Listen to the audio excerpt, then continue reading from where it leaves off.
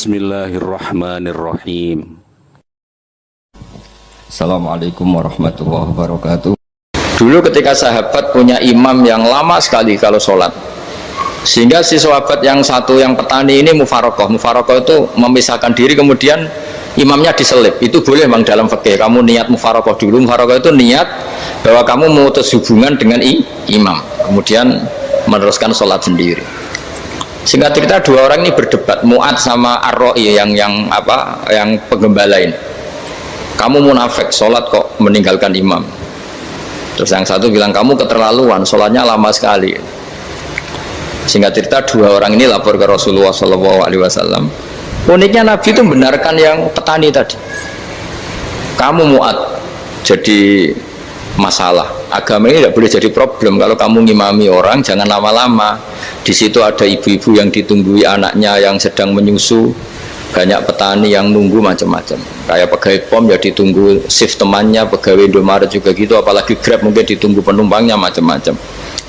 Sehingga kebaikannya teman-teman yang kerja serabutan begini juga bergantung kebaikan imam tadi. Kalau sholat itu tidak boleh lama-lama, apalagi wiridan, sholatnya aja nggak boleh lama-lama, apalagi wiridannya. Nah, kadang-kadang orang ngira kebaikan tuh nggak ada sempritnya, ada juga. Sholat tuh ya disemprit sama Nabi, kalau terlalu lama juga disalahkan, karena nanti agama ini menjadi apa? Problem, menjadi problematika. Nah, termasuk kebaikan kita ketika membolehkan ya, atau mentoleransi atau mendukung pekerjaan mulai Grab dan lain-lain adalah agama ini rahmatan lil alamin. Dulu ada seorang sahabat tanya, ya Rasulullah, boleh nggak kita ngegeng di perapatan gitu? Kata Nabi, ya jangan kalau bisa, tapi kita harus natahaddasannya, itu tempat kita jagungan di perapatan, di tempat-tempat umum lagi, di halte, terus kata Nabi, nggak apa-apa, tapi fa'atut thoriq haqqaha, kamu harus memberikan hak jalan itu. Apa hak jalan itu? Satu, kamu amar ma'ruf, kalau bisa ya nahi mungkar, kemudian bikin suasana orang lainnya menjadi aman. Nah, ini yang catatan. Kalau hitung saja, yang ikut Grab itu berapa ribu?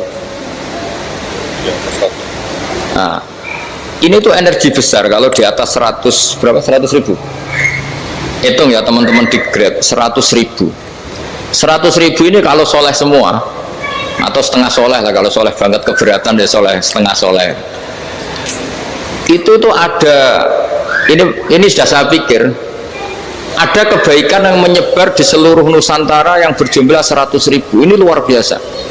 Ada kecelakaan, dia menolong pertama, ada pemerkosaan, menolong pertama, mungkin ada pencurian, ada apa. Maka kata Nabi, kamu kalau harus di jalan itu kamu berkontribusi amar ma'ruf nahi mungkar. Saya sering ke Jogja karena saya mulai 98 di Jogja, ya sering di terminal malam-malam.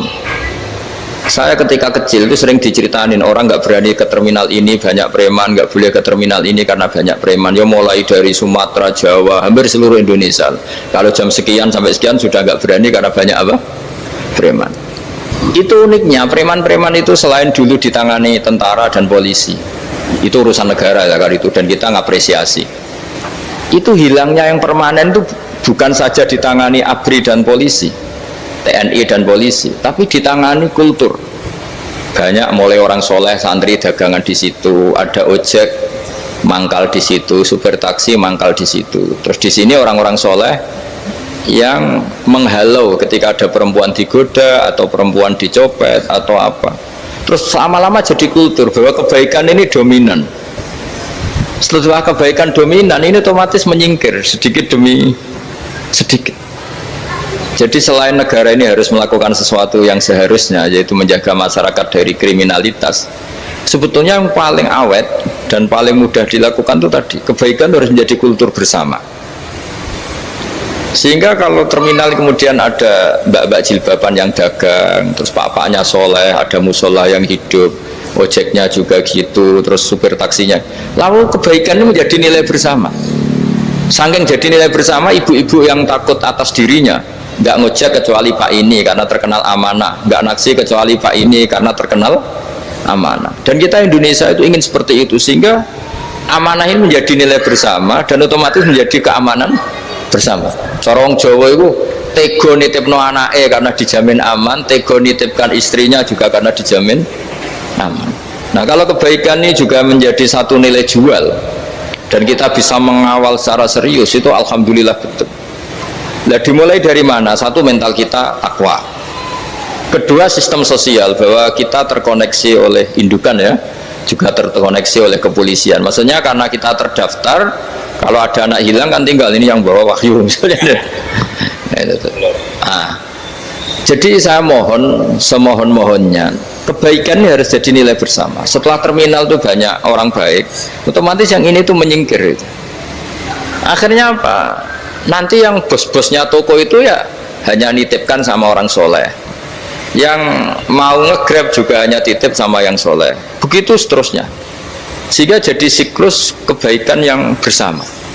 Nah, ini yang dimaksud Quran, wa tamiru bainakum bima'ruf. Iktimar itu namanya urusan bersama ya, saya ulang lagi ya. Jadi orang Arab kalau bilang iktimar itu urusan bersama, sehingga bahasa Arabnya konferensi besar itu kalau di NU disebut apa? Muktamar. Muktamar itu menjadikan urusan publik dirembuk, itu namanya apa? Muktamar. Nah, di antara kebaikan yang diinginkan Islam itu wa tamiru bainakum bima'ruf. Urusan kebaikan ini menjadi urusan apa? Bersama. Ya, saya contoh itu kecil saya itu mesti dikandani sama orang-orang tua, jangan di terminal ini sampai jam ini, jangan di perapatan ini ketika sudah jam begini. Tapi barokahnya orang soleh bertebaran di mana-mana itu. Yang tukang grab ya di mana-mana, yang penjaga toko ya banyak yang soleh, yang ngojek, yang macam. Sehingga di terminal itu nyari tempat sholat ya gampang, cari tempat duduk ya gampang, nyari orang amanah ya gampang. Bahkan lama-lama yang nggak amanah ini nggak laku. Dan ini yang kita inginkan. Dan ketika nggak laku, akhirnya dia kalau ingin laku harus amanah, atau ingin laku harus tobat. Nah, agama ini urusan bersama, sehingga Allah mengistilahkan wa tamiru bainakum bima'ruf. Jadikan kebaikan ini urusan bersama. Sehingga karena ini urusan bersama, ketika kita jadi kiai juga harus, kalau misalnya tadi ada Gojek kok makmum, atau Grab kok makmum, atau supir bis kok makmum, kiainya harus cepat sholatnya. Jangan baca surat Baqarah, nanti diomel-omelin apa penumpangnya.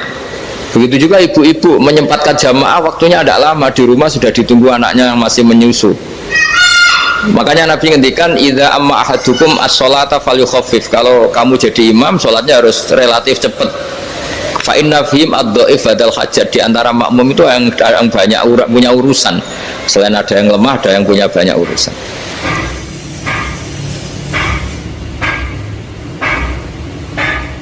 Nah, terus ketiga, masalah kekayaan hati. Kekayaan hati ini penting sekali, karena rata-rata teman di Grab itu kan miskin lah. Tapi jangan miskin sampai miskin hati itu. Bahwa kamu nyari nafkah itu sudah ibadah, berkelana di dunia Allah juga ibadah, menyaksikan macam-macamnya orang itu juga ibadah. Bahkan menambah khazanah ilmu. Di antara warisan ilmu yang kita dapatkan dari Rasulullah SAW, misalnya kamu jalan-jalan, punya kaki dua, punya tangan dua. Gara-gara jalan-jalan sering ngerti orang yang buntung. Alhamdulillah meskipun saya hanya Grab masih punya kaki itu. Terus ketemu orang buta ya gitu. Alhamdulillah ladzi afani mimma btalaka bih. Alhamdulillah saya terselamatkan dari seperti itu. Sehingga melihat orang maksiat juga gitu. Saya meskipun gini terselamatkan dari tempat maksiat, dari, sehingga hidup itu tidak nelongso gitu. Ada nilai lebih yang kita punyai. Jadi di antara kebaikan Islam adalah orang disuruh ingat sisi nikmat. Nah, kalau nikmat itu sudah ada semua, kata Imam Ghazali, nikmat hidup. Kata Imam Ghazali, jika nggak ada kenikmatan yang Anda punyai, kamu datang ke kuburan. Disuruh datang ke kuburan. Dan kamu bilang begini, kenikmatan kembali ke dunia adalah kenikmatan yang diinginkan mulai yang mati zaman Nabi Adam sampai kiamat. Jadi kalau Fir'aun yang pernah jadi raja, Namrud, semuanya, bahkan orang-orang soleh sekalipun, kalau kamu tanya keinginan terbaiknya apa? Ingin kembali hidup untuk membenahi kesalahannya zaman hidup. Artinya apa? Kehidupan yang kita miliki sekarang adalah kenikmatan yang dirindukan mulai yang mati zaman Nabi Adam sampai kiamat. Maknanya apa? Kita punya kenikmatan yang luar biasa karena kenikmatan yang dirindukan oleh orang yang sudah mati mulai dulu sampai sekarang. Apapun masalah hidup Anda ini punya kenikmatan yang nggak tertandingi, yaitu namanya hidup. Barokahnya hidup itu kita bisa tobat. Setidaknya ingin tobat. Kalau nggak bisa tobat, ingin tobat. Makanya di Indonesia itu banyak nyuwun sewu, banyak maling yang anaknya itu soleh. Karena kalau ngandani anaknya tetap gini, wes le bapak tok sing lakoni kowe ojo. Bapak tok yang alami ini kamu jangan. Banyak di Indonesia orang nggak bisa baca Quran, anaknya hafid. Karena setiap bodoh itu tidak diwariskan. Wes le bapak tok sing bodoh kowe ojo bodoh. Mungkin teman-teman di GER juga gitu, wes bapak tok cung sing nasib ngene kowe ojo. Jadi kebaikan begini itu akan terus-menerus diwariskan. Sehingga banyak orang tidak tamat SD anaknya dosen, nggak tamat SMP anaknya dekan. Karena setiap dari kita itu cita-cita kebaikannya menurun ke anak cucunya, keburukannya berhenti di dia. Cara wong Jawa itu bapak tok sing lakoni. Nah, di sini saya jelaskan tentang kekayaan rohani. Jadi saya mohon ketika Anda jalan-jalan ngantar penumpang itu harus sering muji Allah Subhanahu wa taala. Ya, saya bacakan ayatnya, at-taibunal abidunal hamidun. Orang baik itu yang tobat, yang ahli ibadah. Di antara definisinya itu as-saihun, yang sering jalan-jalan. Siaka itu jalan-jalan. Jadi orang paling bejo sak dunia itu sampai harus jalan-jalan ibadah dapat uang. Tapi syaratnya ibadah. Sekali tidak ibadah dapatnya masalah kan? Sering gonjekkan orang cantik terus ingat istrinya tidak cantik. Sering gonjekkan orang yang sopan, yang santun terus ingat andekan ini istri saya di rumah rewel gitu. Jadi kalau kamu tidak taat itu adanya penyesalan. Di lampu merah ada orang naik Ferrari, naik Alphard, sementara kamu di rumah hanya mobil butut, kadang malah tidak punya mobil. Jadi kekayaan rohani itu dimulai dari mana? Dimulai dari taat. Cara berpikir itu taat, bukan maksiat. Sekali Anda cara berpikir maksiat, maka adanya hanya penyesalan. Semakin pengalaman di luar, semakin penyesalan. Karena di luar sana banyak orang yang dapat nikmat yang lebih dari Anda. Tapi sekali Anda taat, kamu akan mensyukuri apa yang Anda miliki dan tidak pernah ingin sama yang dimiliki orang lain. Sehingga orang-orang yang sering pergi itu sama Allah dipuji. Jadi tidak ada nabi kecuali di antara ibadahnya itu jalan-jalan. Fasiru fil ardi. Sehingga semua nabi itu mesti pernah melakukan perjalanan internasional. Rasulullah Muhammad SAW pernah jalan-jalan sampai ke Syam, padahal beliau orang Mekah. Nabi Ibrahim yang orang Syam pernah perjalanan sampai ke Mekah. Karena di antara kearifan itu ya dimulai dari apa? Jalan-jalan. Tadi kamu ngerti orang yang macam-macam. Makanya di antara kebaikan umatku kata Nabi itu siyaha fil ard, sering berkelana. Tapi tentu untuk mengambil pelajaran. At-taibunal abidunal hamidun as-saihun. Nah, agama mensupport itu. Sehingga kata Nabi, jika ada orang kok sholat qobliyah, ba'diyah semuanya di masjid, sama Nabi ditegur, la taj'alu buyutakum kuburan. Rumah kamu jangan jadikan kuburan, harus dapat jatah apa? Sholat. Kata ulama, kalau ada orang sering sholat di satu titik, itu ditegur. Kamu harus ganti titik yang lain supaya saksi bahwa kamu di bumi sholat itu banyak. Jadi kita ya punya nilai positif juga tentang apa? Karena kita sering siyaha, kalau bahasa Arabnya itu sering keluyuran, saksi kita kebaikan juga banyak. Tapi pesan saya paling pokok tadi ya, jadikan komunitas kebaikan itu punya nilai jual. Syukur-syukur fid dunya hasanah wa fil akhirati hasanah. Ya kita bersyukurlah di Indonesia itu. Saya masih ingat kecil saya itu ya sekitar saya umur 15-14 tahun. Setiap mau pergi itu pesannya orang-orang yang sering pergi itu jangan masuk terminal jam ini di perapatan ini, karena yang namanya preman itu dulu dominan. Sekarang Buat sampai jam 2 ada orang pakai jilbab, kadang ya orang pakai peci, yang nggak pakai peci pun ke musola sholat terus. Yes, pokoknya kebaikan itu jadi komunitas dan jadi nilai jual. Bahkan tadi, misalnya ibu-ibu yang pergi malam itu kan mesti ada orang-orang yang jadi langganannya karena terkenal apa? Amanah. Yang dititipi anak juga pilih orang yang terkenal apa? Amanah. Nah, nilai amanah ini harus kita jaga terus. Supaya kamu ya bisa bekerja, orang lain juga nyaman karena amanah tadi. Allah juga senang karena amanah itu perintahnya Allah Subhanahu wa Ta'ala. Dan Indonesia harus menuju ke sana. Pemimpin juga harus gitu. Pemimpin bawaannya amanah, bawaannya apa? Yang memilih dia juga senang karena nggak malu lah. Tapi kalau kita milih, ternyata kita pilih tahu-tahu ditangkap KPK, kan ya malu gitu. Dulu kita kampanye mati-matian, ternyata dia ditangkap KPK. Tapi kalau dia amanah kan ya senang. Sama kalau tukang Grab ketangkap satu karena penodaan atau karena pengkhianatan, yang malu juga semua karena kadang-kadang nanti digeneralisir seakan-akan semuanya seperti itu. Tapi dengan reputasi panjang, nggak pernah terjadi apa-apa dalam Grab kan otomatis lainnya juga terangkat. Nah, ini yang dimaksud wa'tamiru bainakum bima'ruf. Jadikan kebaikan itu urusan bersama. Makanya andaikan negara itu sudah mengoptimalkan polisi, TNI untuk meringkus preman, oke, itu baik. Tapi ya lebih awet lagi kalau itu ditopang masyarakat. Karena yang nggak amanah terkucilkan, terus akhirnya Grabnya nggak laku, akhirnya dia dipecat, akhirnya kan yang maksiat hilang, yang kriminal hilang, yang ada hanya Grab yang baik. Begitu juga di dunia apapun. Itu yang dimaksud wa'tamiru bainakum bima'ruf. Jadikan kebaikan ini urusan bersama. Nah, karena kita baik, otomatis jadi teladan yang baik bagi anak kita, istri kita, tetangga kita. Dan karena kita baik, maka terhormat. Sehingga orang melihat Grab itu simpatik, respect, karena reputasinya baik. Nah, karena orang respect, tidak dicibir. Barokahnya tidak dicibir, tidak mangkel. Barokahnya tidak mangkel, tidak saling ejek, bahkan tidak saling bunuh. Coba kalau kita jelek, dicibir orang, kita dalam keadaan mabuk, tidak terkontrol, bunuh. Jadi efek dari maksiat itu begitu buruknya. Sehingga penelitian itu mengatakan kebanyakan kecelakaan ya pemicu utamanya rata-rata ya nyupir dalam keadaan mabuk.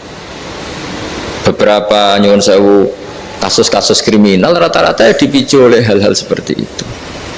Makanya meskipun di luar saya tolong hindari narkoba, hindari hal-hal yang maksiat supaya pekerjaan Anda ini barokah.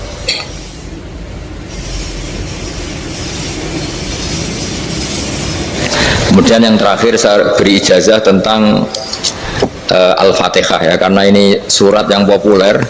Kalau saya ijazahi Quran 30 juz pasti sampean nggak hafal. Nah, atau ijazah surat Baqarah, kalau mau Baqarah mau.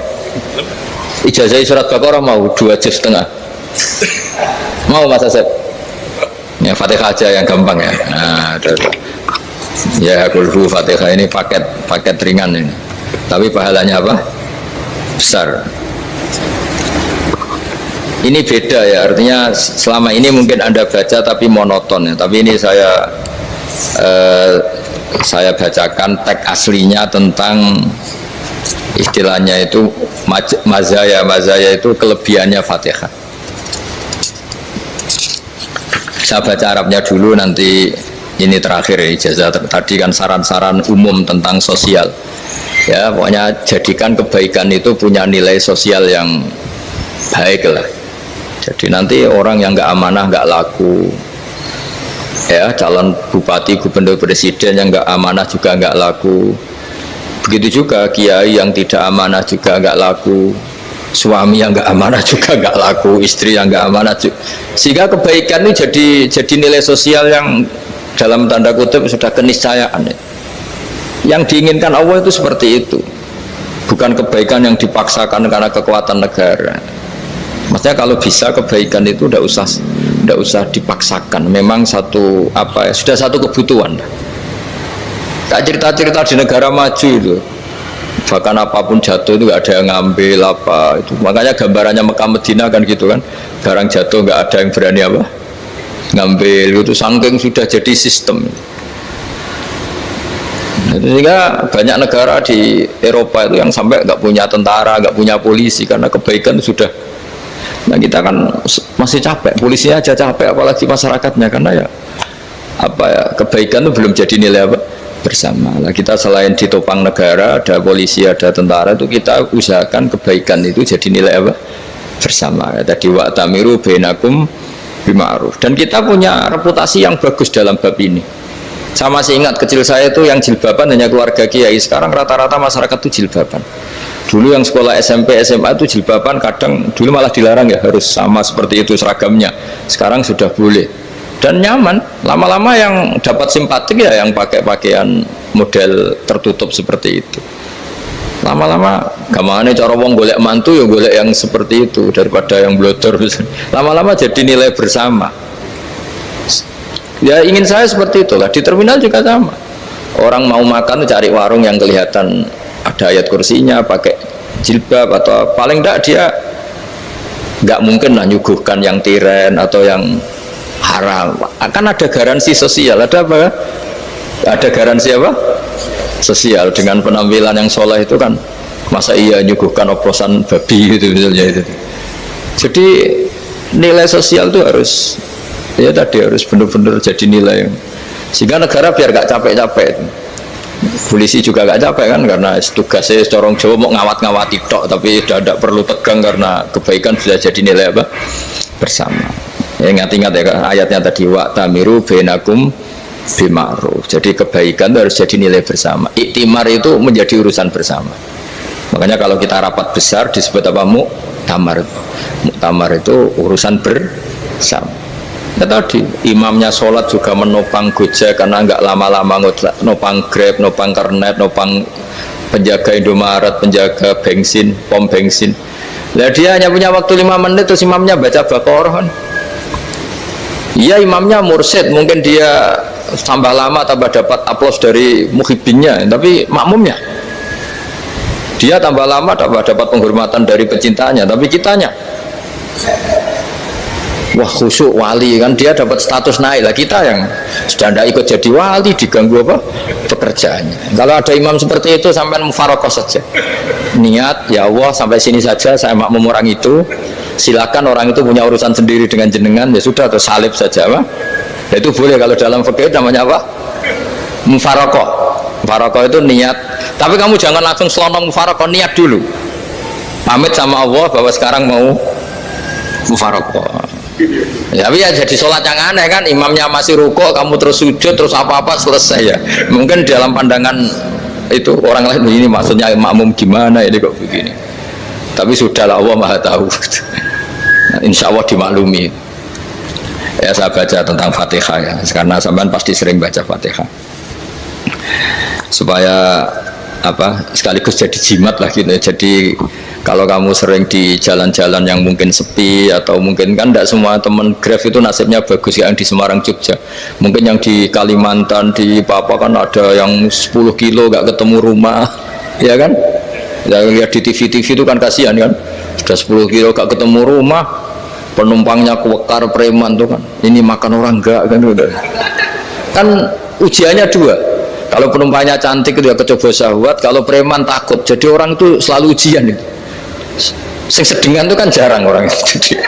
Jadi kalau penumpangnya perempuan cantik ujiannya itu syahwat, kalau preman ujiannya ketakutan. Kalau orang yang lemah bawa uang ujiannya kamu ingin garong. Jadi hidup itu memang semuanya ujian. Liyabluwakum ayyukum ahsanu amala. Makanya saya sering ditanya oleh teman-teman, Gus, nah ujiannya kenal wong wedok elek biasa sama, kenal wong ayu ujiannya syahwat, kenal wong elek ujiannya ngenyek, itu sama-sama dosa. Syahwat ya dosa, ngenyek juga dosa. Wah elek keriting untune metu ya dosa ngomong gitu. Kadang-kadang orang berpikir enak kancanan wong elek gak dosa. Kata siapa kancanan wong elek itu ya dosa karena bawaannya ngenyek. Ngenyek itu menyepelekan itu. Makanya saya itu ya nggak mau berteman sampean. Nanti kan bawaannya ngenyek atau seneng ya tidak tahu. Ya sudah ada takdir saja kalau ketemu ya tak ulang ngaji gitu.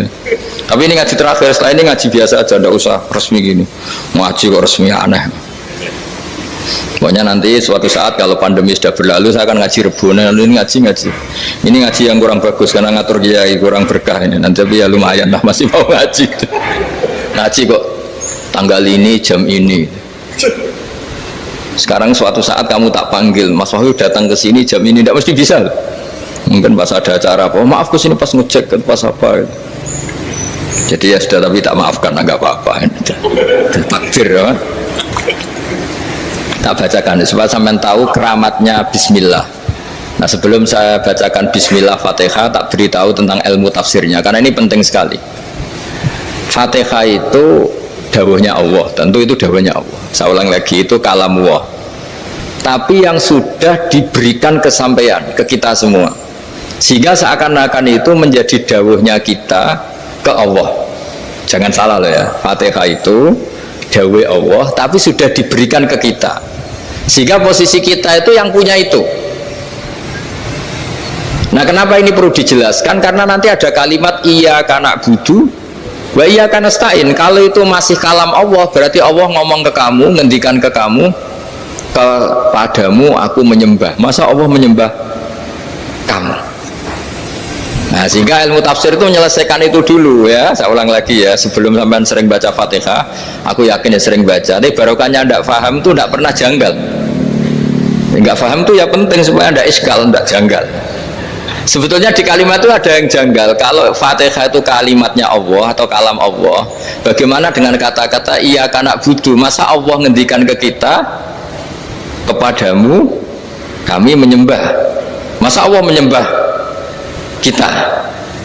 Maka penyelesaiannya secara ilmu tafsir gimana? Semua ulama mengatakan, bukan satu dua, semuanya mengatakan di Fatihah itu semuanya diberi kawalan kalimat. Saya ulang lagi ya, di Fatihah itu semuanya diberi awalan kalimat qulu, katakan wahai hambaku begini ya, katakan wahai hambaku begini. Nah, begini ini pelajaran dari Allah yang sudah diberikan ke kita. Terus kita mengatakan bismillahirrahmanirrahim, alhamdulillahirabbil, termasuk kita mengatakan iyyaka na'budu wa iyyaka nasta'in. Jangan bayangkan Allah ngendikan ke kita. Kalau Allah ngendikan kita berarti gini, hei Wahyu, ihdinas siratal mustaqim, tunjukkan saya jalan yang benar. Nah, nanti kamu terus, ya Allah, Anda aja minta tolong saya minta tolong siapa? Kan jadi panjang kan. Ya, saya ulang lagi ya. Jadi itu di Ulumul Quran diterangkan gimana?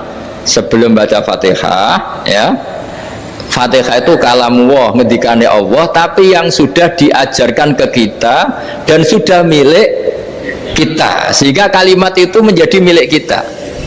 Tapi ya kalamullah, tetap kalamullah, tapi sudah menjadi milik kita. Udah paham ya? Ya pinter nah. Ya, karena kalau tanpa penjelasan seperti ini Anda akan iskal. Bagaimana Allah, iskal itu janggal, bagaimana Allah mengatakan iya karena butuh. Kan jadi aneh ya?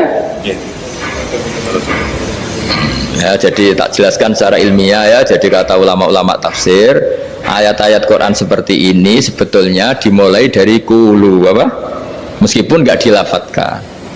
Itu kan sama dengan qul huwallahu ahad Muhammad, katakan kalau Tuhan itu satu. Ya, namanya Quran itu kan kalam Allah, membina nabinya, membina umatnya. Makanya dikatakan atau enggak, di sini tersembunyi kata qulu, katakan.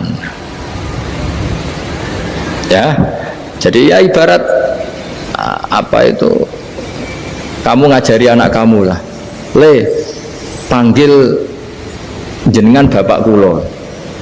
Itu maksudnya anak itu, kalimat itu kalimat kamu, tapi kamu ajarkan ke anak kamu. Terus anak kamu bilang, Pak jenengan bapak kulo.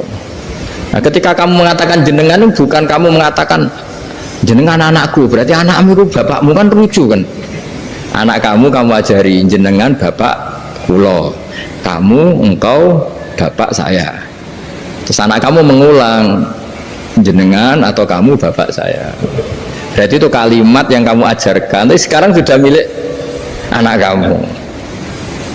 Kalau itu kalimat kamu kan lucu, masa anak kamu bilang bapak. Nah, itu seperti itu. Jadi ulama memberi solusi atau jawaban iyyaka na'budu. Ya, itu sebelumnya ada kata-kata qulu, katakan wahai hambaku, hubungan kamu dengan saya adalah katakan iyyaka na'budu wa iyyaka nasta'in. Terus hubungan kamu dengan saya katakan juga dalam doamu ihdinas siratal mustaqim. Jelas ya, jadi itu kalam Allah yang sudah milik kita karena diajarkan Allah untuk kita. Dong ya? Ya sudah dong ya, gak jelas ya. Tapi bagus, gak jelas tuh bagus. Kalau kamu jelas gak jadi digrab, jadi gubernur. Min azimi fadliha kasratu asma'iha wa fadail ukhra. Ini cerita dramatisnya surat Al-Fatihah. Qala Abu Hurairah radhiyallahu anhu inna iblisa ranna khina unzilat Al-Fatihah. Jadi iblis itu begitu kesakitan. Ini kitab Abu Abul Farad karangannya Syed Muhammad Alawi, juga kutipan dari beberapa kitab. Yang jelas beliau sendiri juga ngutip dari beberapa riwayat di beberapa hadis. Halaman 123. Ketika Fatihah turun itu iblis kesakitan. Kayak orang sakit gigi lah, tersiksa sisanya karena turunnya surat apa? Al-Fatihah. Artinya kalau Anda baca Fatihah dijiwai, maka Anda melemahkan setan, melemahkan iblis. Wa qala Mujahid khina unzilat Fatihatul kitab ronna fastama indahu asyayatin. Jadi ketika Fatihah itu turun, iblis itu terkapar lah kira-kira sampai dijenguk banyak setan. Jadi kemana di ICU lah kira-kira gitu kalau sekarang itu, entah COVID entah enggak tahu, pokoknya di ICU sampai dijenguk banyak setan. Enggak tahu bawa apa enggak tahu, pokoknya dijenguk banyak setan. Nah, nyangoni karena ini apa? Ketuanya apa? Pingsan, sakit. Jadi iblis itu sakit sampai dijenguk anak buahnya setan-setan. Ya, semoga kalian semua tidak kenal setan. Kalau kenal berarti teman, apa? Wa qalu misla dzalik wa qala lahum laisa mimma taquluna syai'un walakin unzilat suratun laisa ajruqa ilya illa an harrama alaihi nar jahannam. Saya ini bukan sakit fisik, kata iblis. Kamu tidak usah jenguk saya, datangkan dokter terbaik, tidak usah. Saya ini tidak sakit fisik. Saya ini sakit karena ada surat yang diturunkan, yang pahala yang melafatkan surat itu pasti selamat dari neraka. Padahal misi terbesar saya ini supaya manusia masuk neraka. Sekarang punya tamengnya. Gue pusing kan? Ya seperti orang lah, goda sampean ternyata sampean setia, itu kan pusing. Nah ternyata tidak setia, itu yang akhirnya ribet kan itu.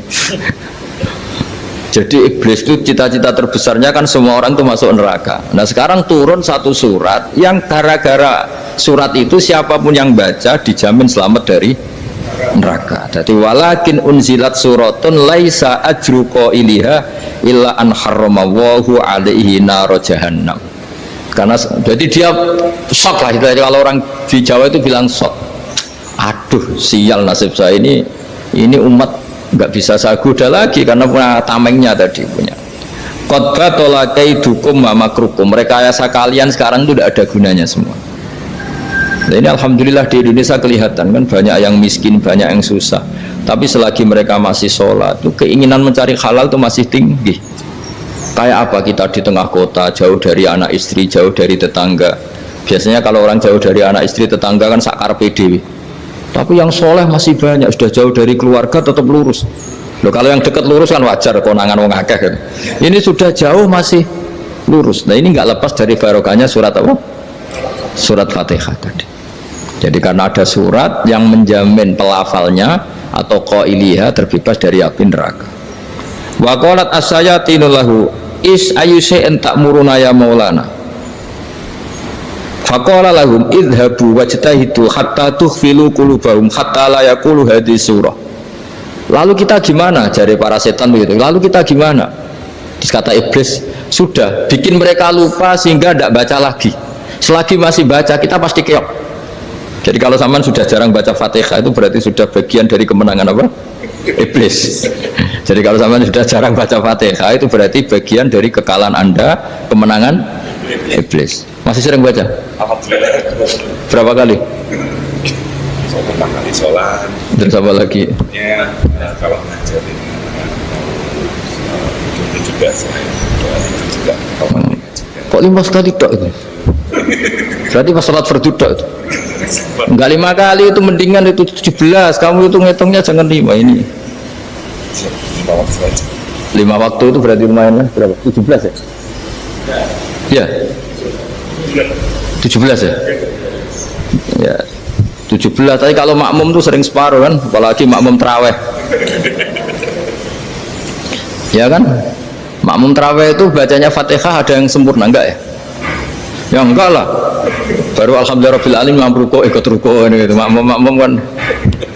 Yang tarawih loh Mas. Kalau tarawih jarang sempurna ya. Fatihahnya itu. Kan imam sudah ruko. Kamu bacanya Fatihah sampai mana tuh? Baru setengah ya. Ya paling pas tarawih aja kan enggak sempurna ya. Apalagi kalau imamnya sing kilat tuh, waduh malah. Nah ketika Fatihah itu sebegitu keramatnya, sebegitu topnya, itu setan rapat, singkat cerita itu yang tadi dipimpin oleh iblis yang sedang terkapar apa? Terus tadi obatnya nggak ada, cuma dia shock karena ada surat yang turun yang melafatkan itu pasti selamat dari apa? Neraka. Nah ini gimana saran Anda? Terus sarannya adalah bikin orang-orang itu lupa, tidak baca Fatihah. Nah ini rapatnya iblis. Idzabu wajtahidu hatta tufilu qulubahum hatta la yaqulu hadhihi surah kala yuksiru qira'ataha wa la yakunu lahum ajrun wa thawabun bal yakunu lahum adzabun wa iqabun.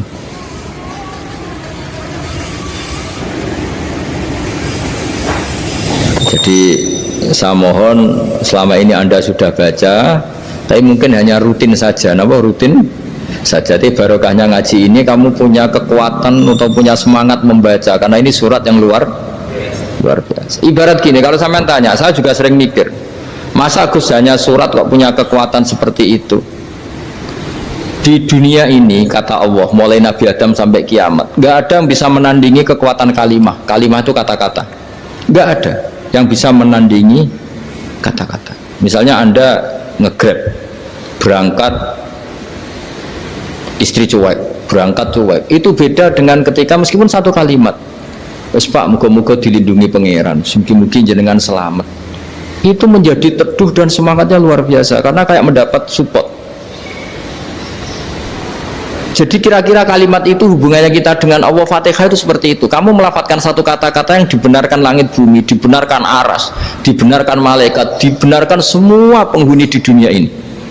Sehingga itu efeknya luar biasa. Itu seperti gini ya, kamu cerai sama istri, terus nikah lagi katut babon. 10 tahun anak kamu dididik, ibunya benci kamu, dan memang Anda layak dibenci. Dididik. Dan sampai nggak pernah manggil kamu Pak. Suatu saat kamu tentu rindu kan ingin dipanggil bapak oleh anak kamu. Suatu saat anak ini manggil kamu Pak E. Wah, itu senengnya bukan main, hanya sebuah kata-kata. Makanya kadang-kadang orang itu tanya sama kiai, ijazah lafadz ini gunanya apa sih? Itu ijazah-ijazah itu untayan kata-kata, yang kata-kata ini dibenarkan langit dan bumi dan aras dan para malaikat, sehingga efeknya itu luar. Nah ibarat seperti itulah, kamu melafadzkan Fatihah itu melafadzkan kata-kata yang dibenarkan Allah dan Rasul dan semua malaikat, semua penghuni langit, maka ini efeknya pasti luar.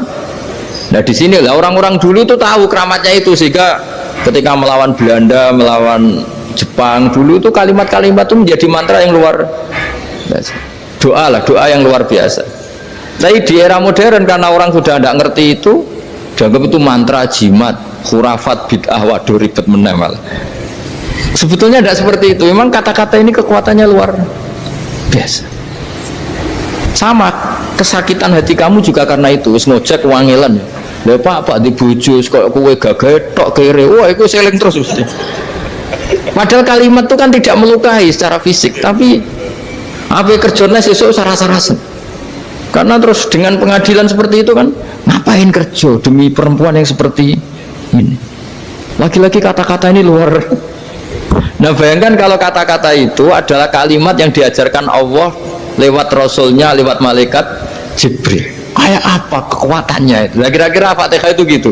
Kalimat yang baik, kalimatan thayyibah diajarkan oleh Allah dan Rasul. Kayak apa kira-kira kekuatannya? Pasti luar biasa. Wong support yang dikatakan istri kita, anak kita aja luar biasa, apalagi ini support yang diajarkan Allah dan Rasul. Ya makanya saya mohon kalau baca Fatihah, baca kalimat-kalimat thayyibah ketika sholat itu dijiwai. Ya misalnya Rabbana lakal hamdu mil'us samawati wa mil'ul ardi wa mil'u ma syi'ta min syai'im. Engkau zat yang layak dipuji, dan pujian ini memenuhi langit dan bumi. Karena kita tahu nggak ada sejengkal di alam raya ini kecuali di situ ada rahmat Allah. Misalnya kamu bisa lewat sampai rumah saya, kamu mungkin anggap biasa saja. Coba kalau ngalami likuifaksi, tahu-tahu bumi ini ambles, bisa ngelewati yang likuifaksi itu luar. Tanyakan orang pernah ngalami likuifaksi di Sulawesi, itu melihat bumi bisa diinjak gak ambles itu, wah luar. Sampean gak ngalami itu sehingga lewat bumi ya biasa aja. Coba kalau ngalami seperti tidur, ya biasa aja. Coba kalau ada gempa, bahwa bumi tenang ini sudah nikmat yang luar biasa. Masa kamu ngakui nikmat nunggu digituin? Ya kan? Nah, makanya baca Fatihah dijiwai lah bahwa ini kalimat yang luar biasa. Nah, saya teruskan ya. Warwa Muslimun fi sahihihi an Ibnu Abbas radhiyallahu anhuma annahu qala bainama Jibril alaihi salam qaidun dan Nabi itsami anaqidan min fawqih farafa ra'sahu faqala hadza babun minas sama futihal yawma lam yuftah qaddu ilal yaum fanazala minhu malakun faqala hadza malakun nazala ilal ardi wa lam yanzil qaddu ilal yauma fasallim waqal abshir binuraini qad utitahuma lam yu'tahuma nabiyyun qablak fatihatul kitab wa khawatimu suratil baqarah. Jadi suatu saat Jibril ini jagongan kira-kira gitu sama Rasulullah, tahu-tahu langit itu gemuruh. Langit gemuruh, kata Jibril, terus semuanya ngangkat kepala ke langit. Ini pintu langit baru ini dibuka, yang sebelumnya tidak pernah dibuka seperti ini. Turunlah malaikat, yang malaikat ini pun malaikat spesial, yang nggak malaikat murahan lah kira-kira gitu, yang nggak pernah turun ke bumi kecuali juga saat itu, dengan penyambutan yang luar biasa, dengan semuanya tidak pernah terjadi, hanya karena bahas surat Fatihah. Jadi ini surat yang luar biasa, pengawalannya lewat malaikat yang spesial, nggak pernah turun di bumi kecuali saat itu, penyambutannya juga nggak pernah seperti itu, baru seperti itu. Jadi semuanya itu spesial. Nah, kenapa ini spesial? Karena di situ ada isi puja-puji kepada Allah Subhanahu wa Ta'ala. Ada ikrar kita, alhamdulillah rabbil alamin ar-rahmanir rahim. Ikrar ini penting. Kalau contoh paling gampang gitulah, kamu punya istri selama ini cerewet terus, suatu saat ngomong, Pak, tak angen-angen rawono wong lanang koyo sampeyan. Wah, itu langsung tidak ada lelaki sebaik engkau. Itu sama senengnya, masya Allah, karena ada ikrar dari seorang istri ke kamu. Nah, bayangkan kalau ikrar kita sebagai hamba diakui oleh Allah Subhanahu, maka ikrar ini akan dicatat sebagai kebaikan kita yang kita panen nanti di akhirat, karena ada ikrar. Kita ikrar bahwa alhamdulillah rabbil alamin, kita ikrar ar-rahmanir rahim, kita ikrar maliki yaumiddin, kita ikrar iyyaka na'budu wa iyyaka nasta'in. Sampean misalnya jadi orang Indonesia, ketemu orang Indonesia yang makmur di Jerman, terus lupa Indonesia.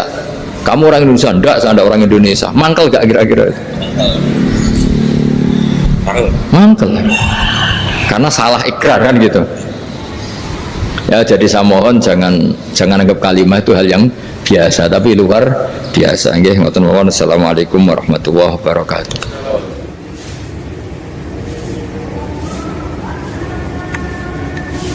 Saya berkali-kali kampanye di mana-mana lah, kampanye dan menganjurkan. Di antara catatan dalam Suhufi Ibrahim wa Musa kan ada kan di Quran itu yang dinamakan lampiran-lampiran wasiatnya Nabi Ibrahim dan Nabi apa? Musa. Itu di antara catatannya begini. Orang yang punya akal itu adalah orang yang bisa menikmati sesuatu yang baik. Misalnya gini, contoh gampang gini. Kamu punya anak pertama atau punya anak yang masih kecil, itu gendong tuh senangnya bukan main, melihat anak sehat tuh senangnya bukan main. Mungkin saat itu banyak orang yang sedang maksiat dengan perempuan nakal atau dengan teman-teman nakalnya, yang nganggap seperti itu tidak nikmat. Tapi andaikan ini ditimbang ya ditimbang, yang maksiat tulan misalnya paling ukuran bahagianya itu 70%. Tapi yang ini, yang nimang anak baru lahir atau masih kecil, corong Jawa ngeloni anak, bisa saja bahagianya itu sampai 100%. Artinya selama ini kesalahan kita adalah nganggap maksiat itu pasti menyenangkan dan taat itu tidak menyenangkan. Makanya saya berkali-kali fatwa, untuk melawan kenikmatan maksiat, orang harus terbiasa menikmati taat, menikmati kebaikan. Jangan kira kita nimang istri nikmat, nimang anak nikmat, ketemu teman yang lama tidak ketemu juga nikmat. Artinya kita akan melewati berjam-jam untuk jagungan sama teman, sama anak, sama istri. dan itu harus kamu nikmati supaya mengganti tidak berkebutuhan nikmat yang lewat jalur maksiat. Jadi saya mohon sarana-sarana yang menyenangkan itu, yang taat itu kita maksimalkan. Makanya bapak saya tuh sering pesen, kowe nak ngaji sing guyon, sing seneng. Nanti wong maksiat tuh karena cari kesenangan. Coba kalau kesenangan itu sudah didapatkan saat taat, maka tidak butuh lagi kesenangan yang berbentuk maksiat. Makanya orang-orang wali dulu kalau sudah sholat itu gak bisa berhenti karena merasa nikmat.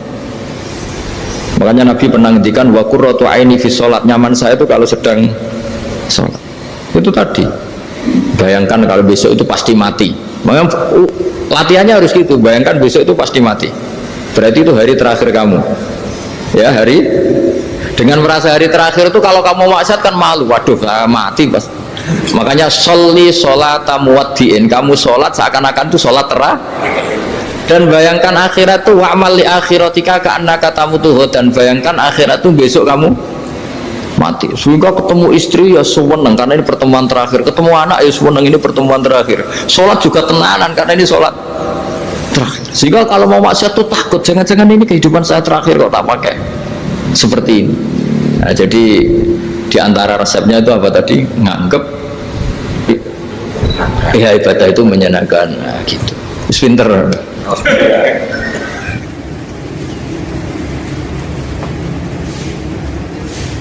Oke, satu pertanyaan lagi, Gus. Ini ada pertanyaan dari teman-teman mitra driver Grab. Saat mengantarkan barang, tiba-tiba azan waktu sholat, ya, Gus. Lalu kita sebagai driver harus sholat dulu atau menyelesaikan orderan dulu, karena itu juga amanah kan orderannya itu. Mungkin nganter barang atau mungkin nganterin penumpang. Mengingat barang tersebut sudah ditunggu pemiliknya dan penumpang tersebut juga sudah ada janji yang lain, pokoknya gitu. Nyuwun pencerahannya, Gus, gitu. Begini ya, ini kan fikih sosial ya. Saya jawab, ini memang harus pakai fikih, nggak pakai rasa. Saya ulang lagi, pakai fikih, nggak pakai rasa. Waktu sholat itu kan banyak ya, diantaranya maghrib dan isya, duhur dan asar, terus subuh sendiri. Ya, ben sampean belajar fikih, orang belajar tasawuf ya. Nah, kalau subuh itu tidak ada toleransinya kalau waktunya sudah tinggal 10 menit karena tidak ada jamak. Ya, tidak ada apa? Jamak. Sehingga misalnya kalau kamu ngojek waktu tinggal 10 menit ya harus sholat. Tapi kalau sekedar dengar azan ya, ini penanyanya kayaknya itu teman kamu, jadi fikihnya kayak kamu, nggak jelas. Azan itu kan bukan akhir waktu sholat. Azan itu bukan akhir waktu sholat, tapi awal sholat. Itu tidak harus supir Grab, tidak harus supir Gojek. Meskipun kamu makan ada azan ya teruskan saja, kan tidak akhir waktu sholat. Anda menerima tamu, gendong anak, atau sedang nyupir, atau sedang bercengkrama sama teman. Kalau ada azan ya nggak apa-apa, misalnya diteruskan. Kan bukan akhir waktu sholat. Yang benar-benar harus ditinggalkan itu kalau waktu sholat misalnya tinggal 7 menit atau tinggal 8 menit. Waktu yang mau tidak mau kamu harus tasarrufkan, kamu peruntukkan injury time ya, ya, injury time ya, gitu aja kok gak tahu ya. Nah, lalu misalnya kalau pertanyaan tadi mestinya kelasnya itu kelas afdoliyah, utamanya gimana? Kalau wajibnya belum ada karena kan waktunya masih panjang. Jadi pertanyaannya bukan wajibnya tapi sebaiknya, karena ini semuanya belum mendesak kan. Andai kan kamu teruskan nganter barang kan tidak ada jaminan waktunya habis. Padahal kalau kamu memaksa sholat, mungkin citra kamu sebagai supir Grab tidak baik karena dianggap mengabaikan konsumen. Nah, terus kedua menyangkut jarak. Oke, seperti itu. Nah, sekarang kalau pertanyaannya dibalik, makanya yang dibalik ini agak ribet. Waktu sholat tinggal 8 menit. Ada konsumen yang minta diantarkan saat itu dan acaranya ke mall happy-happy, maka fatwa kita sebagai ahli fikih ya tantang saja, saya mau sholat dulu, kalau nggak sabar ya silakan cari yang lain kalau acaranya ke mall. Tapi kalau acaranya kelahiran atau transfusi darah atau mau nganterin darah ke pasien yang sudah koma, maka kita langsung, karena ibadah sosial itu didahulukan mengalahkan ibadah yang haknya Allah. Karena Allah itu zat yang tidak butuh ibadah kalian. Tapi kalau pasien ini kalau nggak nang kesampaian darahnya mati misalnya. Jadi kamarnya Allah lebih apian lah gitu. Makanya masyhur kalau dalam fikih hak Allah sama hak Adam ini dimenangkan hak Adami. Tapi bukan karena Allah kita kalahkan. Allah tidak butuh itu semua. Gitu. Jadi dikalahkan tapi bukan karena kalah, justru karena tidak butuh. Ya ibarat gini lah, Allah itu saking baiknya. Baiknya Allah kan pasti di atas orang tua kita. Itu pasti saya ulang lagi. Baiknya Allah pasti di atas orang tua kita. Orang tua kita saja baik, apalagi Allah. Misalnya orang tua kamu butuh uang 5.000. Adik kamu butuh uang 5.000. Adik kamu yang kecil atau ya. Kira-kira orang tua kamu tuh nyuruh dikasihkan beliau ke adik kamu, kira-kira saja. Ke adik kamu. Nah, Allah itu saking baiknya. Hal yang terkait Allah, misalnya tadi sholat tepat waktu sama ibadah sosial itu disuruh ibadah sosial. Karena ini kalau nggak kesampaian transfusi darahnya atau apalah, atau kamu dokter yang harus mengurus operasi, waktunya tinggal 5 menit, kamu harus ngoperasi pasien dulu. Karena Allah bisa menerima sholat kamu. Nah, tak terangkan lagi ini fikih terus. Lalu sholat yang apa? Kalau sholat itu antara maghrib dan isya, dan nanti yang terlambat itu maghrib, kita ngikuti ulama yang mengatakan jika ada darurat maka maghrib dan isya boleh dijamak meskipun tidak atas nama pergi. Kan jarak kamu kan tidak jarak masafatu qasrin.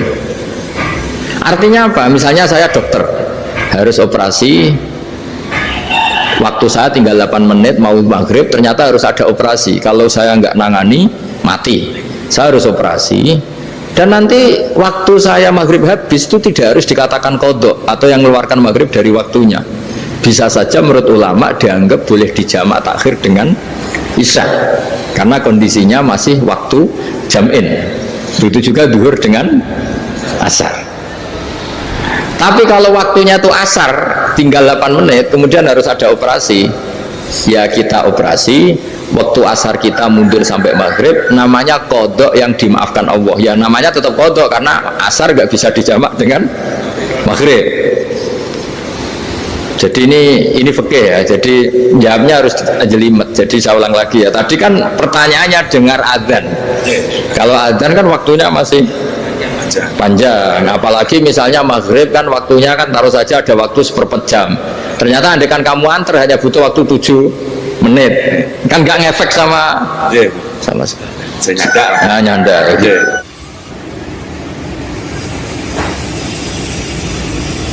Kalau ada driver dapat orderan food, nganterin makanan, tapi makanannya non halal, itu pakai pripun. Nah, makanya itu tadi. Kamu tahu betul kalau itu non halal loh?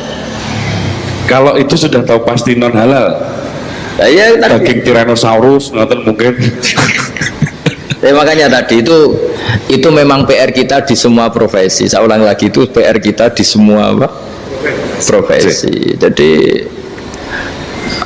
ya itu makanya pentingnya istighfar tuh di situ tuh sudah kita sebagai ulama menghalalkan tidak mungkin, mengharamkan kamu juga demo. Ini pekerjaan bis gitu. Tapi yang jelas itu tidak bisa dihindari. Ya sama lah seperti orang di bis itu. Kadang-kadang kan didoain semoga semua penumpang hasil ke tempat masing-masing, dan kalau ada copet berarti kan doain copet juga hasil tujuannya. Jadi di semua profesi itu resikonya. Makanya tadi saya bicara tentang fikih. Kaidah umumnya menolong maksiat ya bagian dari maksiat, menolong taat itu bagian dari taat. Mau tidak mau harus ada hukumnya. Setidaknya barokahnya tahu hukum. Kalau kita salah belum istighfar gitu, sudah salah nggak merasa salah itu. Jadi barokahnya tahu hukum itu paling enggak kan kita ya istighfar lah. Kan ya tadi seperti paket misalnya, kan ada saja orang paket yang jelas-jelas barangnya itu haram, tapi atas nama profesionalitas kan mungkin tetap dikirimkan. Tapi barokahnya ngerti hukum dia istighfar. Nah, tapi karena kalau kita menyarankan sudah ada usah pekerjaan yang lain banyak nanti kan rai-rai potongan tawakal dikandani ngono kan ya repot deh. Nah kalau kita kiai guys gak apa-apa, rezeki pangeran sugih. Menurut sampean harusnya terus nuntut Gus saya karena fatwa jenengan saya sekarang miskin, ini gimana pertanggungjawabannya? Ya ribet kan. Tapi saya ulang lagi, itu seninya ngelola kehidupan semuanya seperti itu. Jadi makanya kita nggak pernah berhenti berdoa Rabbana dzolamna anfusana, karena dalam sisi semua hidup kita itu pasti ada unsur nggak benernya gitu. Ya saya ulang lagi, pokoknya kaidah umumnya itu menolong taat itu ya ikut bagian dari taat, menolong maksiat ya bagian dari maksiat. Tapi ya tadi ya kita harus istighfar kan, cuma tadi yang jelas-jelas maksiat dan kita tidak tajassus. Saya ulang lagi, tidak tajassus itu neliti wong nanti jelimet. Jadi misalnya ada perempuan mau ngojek ke sini ya diantar saja, jangan tanya detail itu apanya mbak, hubungannya dengan kamu apanya. Wah ya ribet kalau jadi kepo. Wassallallahu ala sayyidina Muhammadin walhamdulillahi rabbil alamin.